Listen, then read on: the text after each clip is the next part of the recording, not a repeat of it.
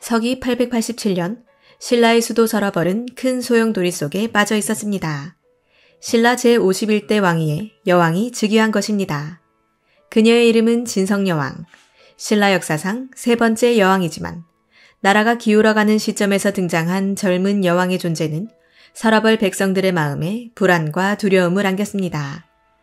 오빠 정광왕이 후계자 없이 급서하자 유언을 통해 그녀를 후계로 지목한 덕에 왕위에 오르게 되었지만 여왕 즉위 자체가 논란이었습니다.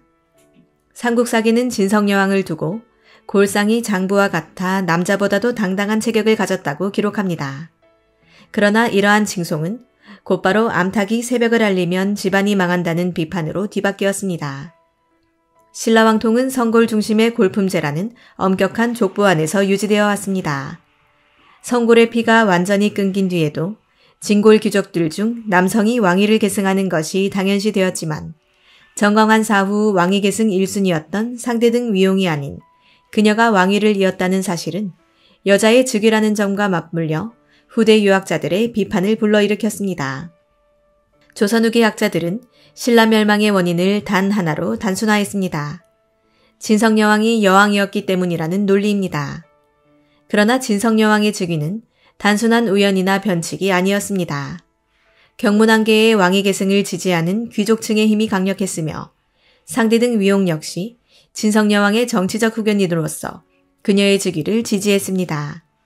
하지만 바로 이 위홍과 진성여왕의 사적인 관계는 후대 역사서에 근친상간이라는 극단적 언어로 덧씌워졌습니다. 삼국유사에는 위홍이 단순한 정치적 조력자를 넘어 여왕의 사적인 애인이었으며 그 권력을 사사로이 휘둘러 국정을 어지럽혔다는 기록이 남아있습니다. 위홍은 경문왕의 동생이자 왕실 내부 권력 투쟁에서 잔뼈가 굵은 인물로 진성여왕의 즉위를 적극적으로 밀어붙이며 왕실 내 권력을 장악했습니다. 그는 진성여왕의 신임을 바탕으로 상대 등의 지위에서 막대한 영향력을 행사했으며 국정을 사유화하다시피 했습니다. 그가 죽기 전까지 신라 조정은 위홍과 그의 측근들의 사적 이해관계에 좌우되었고 이를 견제할 세력조차 존재하지 않았습니다. 그는 사망 직전까지도 자신의 외척을 요직에 앉히고 국정을 사리사욕의 도구로 삼는 데 주저함이 없었습니다. 888년 위홍이 죽자 신라는 걷잡을 수 없는 혼란에 빠졌습니다. 그의 죽음은 단순한 권력자의 사망이 아닌 신라 정치의 중심축이 붕괴되는 사건이었습니다. 진성여왕은 위홍의 죽음을 감당하지 못하고 국정에서 마음이 떠났습니다. 삼국사기는 이 시기를 두고 임금이 정사를 돌보지 않고 미소년 두셋을 궁으로 불러들여 음란한 생활에 빠졌다고 기록합니다. 문제는 진성여왕의 사생활보다 그녀가 그러한 인물들에게 국정을 맡기고 벼슬을 내렸다는 점입니다. 그들이 정치를 농단하자 조정은 아첨과 뇌물로 물들었고 나라의 기강은 급속히 무너졌습니다. 위홍 사후 권력의 공백을 메울 세력이 부재한 상태에서 조정은 사실상 무정부 상태에 가까운 혼란에 빠졌습니다.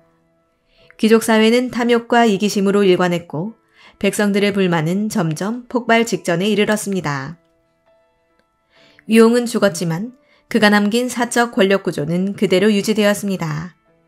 진성여왕은 위홍의 후계자들을 정치 일선에 세웠고 그들은 왕경 서라벌의 정치적 기반을 사사로이 주물렀습니다. 각지에서는 도적대가 들끓었고 지방 호족들은 중앙의 통제를 거부하기 시작했습니다. 사벌주에서는 원종과 애노가 봉기하여 중앙정부를 정면으로 도전했고 이후 견훤과 궁예의 반란으로 이어지며 후삼국 시대에 서막이 열렸습니다. 진성여왕 개인의 도덕성 논란은 시대적 여성 혐오와 결합해 부풀려졌지만 실제 문제의 핵심은 위홍과 그의 측근들로 인해 붕괴된 신라 정치 시스템에 있었습니다. 진성여왕은 최치원의 시무 10조를 받아들이며 개혁을 시도했으나 이미 국가 시스템 자체가 무너진 상태에서 그 시도는 공허할 수밖에 없었습니다. 진성여왕은 나라의 붕괴를 막기 위해 고군분투했습니다. 그녀는 당나라 유학을 마치고 돌아온 최치원의 시무 10조를 받아들였습니다. 시무 10조는 골품제를 타파하고 능력에 따른 인재 등용, 지방 호족 세력 억제를 통한 중앙 집권 강화, 탐관오리 숙청, 재정개혁 등을 골자로 했을 것으로 추정됩니다. 하지만 이미 부패로 가득 찬 귀족 사회는 이를 거부했습니다. 진성여왕이 개혁을 결심했을 때는 이미 신라는 기득권 세력들의 탐욕과 무능으로 깊이 썩어 있었던 것입니다. 채치원의 개혁안은 이론상으로는 신라의 국가체계를 정상화할 마지막 기회였습니다. 그러나 지방호족들은 이미 중앙의 간섭을 거부하며 독자적인 세력으로 성장하고 있었고 왕경 귀족들은 자신들의 권력을 내놓을 의지가 전혀 없었습니다. 결국 진성여왕의 개혁 시도는 책상 위에서 사라졌고 그녀는 더 이상 신라를 바로잡을 힘도 시간도 남아있지 않았습니다. 진성여왕이 시행했던 1년간의 조세감면 정책 역시 역설적으로 신라의 재정 기반을 무너뜨리는 계기가 되었습니다. 감면 기간이 끝난 후 조세를 거두려 했으나 지방 관리들과 호족들은 더 이상 세금을 중앙으로 상납할 의지가 없었습니다. 중앙의 통제를 벗어난 지방에서는 호족들의 독립적인 군사력이 더욱 커졌고 견훤과 군의 같은 새로운 정치 세력이 대두하기 시작했습니다. 진성여왕은 신라 중앙 권력의 상징일 뿐 실질적 통치력은 급속히 붕괴되고 있었습니다. 897년 진성여왕은 스스로 왕위를 내려놓았습니다. 근년에 백성들이 굶주리고 도적이 일어나는 것은 내 덕이 부족한 까닭이다라는 그녀의 말은 단순한 겸양이 아니라 자신이 신라를 되살릴 수 없음을 인정한 고백이었습니다. 그녀는 헝가왕의 서자 요를 태자로 삼고 조용히 북궁으로 물러났습니다. 그의 겨울 30대 초반의 젊은 나이에 세상을 떠났습니다. 진성여왕의 퇴위는 실정의 책임이라는 단편적 시각으로는 설명되지 않습니다. 그녀가 짊어진 짐은 이미 신라라는 국가체계 자체가 감당할 수 없는 한계에 다다른 결과였습니다.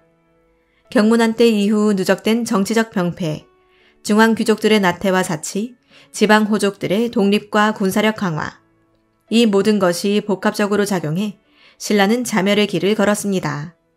진성여왕은 단지 그 몰락의 순간 맨 앞에 서 있었던 인물일 뿐이었습니다. 오늘날 진성여왕을 바라보는 시선은 서서히 변하고 있습니다.